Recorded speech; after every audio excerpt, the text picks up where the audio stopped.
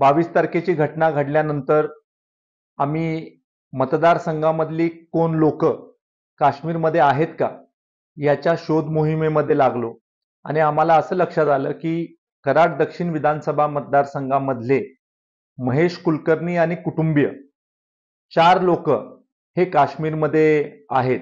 मी त्यांच्याशी मोबाईलवर संपर्क साधला आणि संपर्क साधल्यानंतर मला अत्यंत धक्कादायक असं वृत्त लक्षात आलं। खरं तर महेश कुलकर्णी आणि कुटुंबीय हे पहलगामला जाणार होते, पण रस्त्यामध्ये लँडस्लाइड झालं, ट्रॅफिक जॅम झाल्यामुळे त्यांना पहलगामला वेळेत पोहोचता आलं नाही।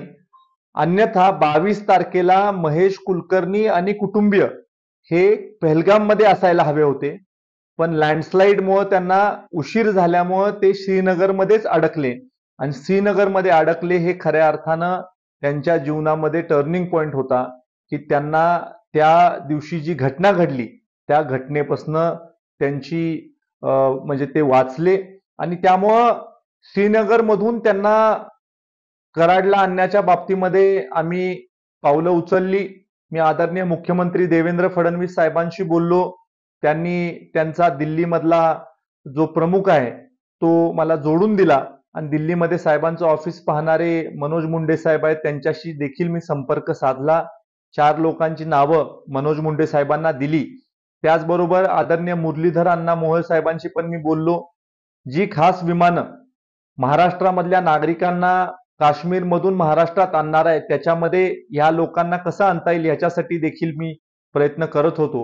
मला लक्षात आलं की खूप मोठा ताण या सगळ्या व्यवस्थेवर पडतोय आणि मतदारसंघामधल्या नागरिकांना सुरक्षित परत आणणं हे आपलं कर्तव्य आहे आणि त्यामुळे मी स्वतः वैयक्तिक ह्या लोकांचे तिकीट काढून यांना पाठवून दिले आणि त्यांना श्रीनगरवरून दिल्लीपर्यंत आणलं आणि दिल्लीच्या एअरपोर्ट पासून आपण त्यांना ट्रेनची तिकीटं दिली आणि दिल्लीच्या एअरपोर्टवरून त्यांना गाडीनी रेल्वे स्टेशन पर्यंत नेऊन आपण रेल्वेची तिकीटं देऊन रेल्वेनी त्यांना कराडपर्यंत आणण्यामध्ये यशस्वी झालो।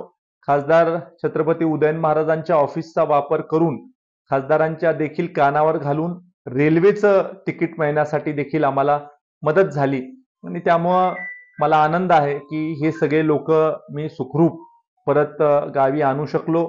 या लोकांशी चर्चा केल्यानंतर लक्षात आलं की किती कठीण प्रसंगामधनं त्यांना जावं लागलं आणि ते सगळे भयभीत होते, पण त्या सगळ्या परिस्थितीमध्ये आम्ही त्यांना आधार देण्याचं काम देखील केलं आणि आज ती सगळी लोक सुखरूप परत आलेली।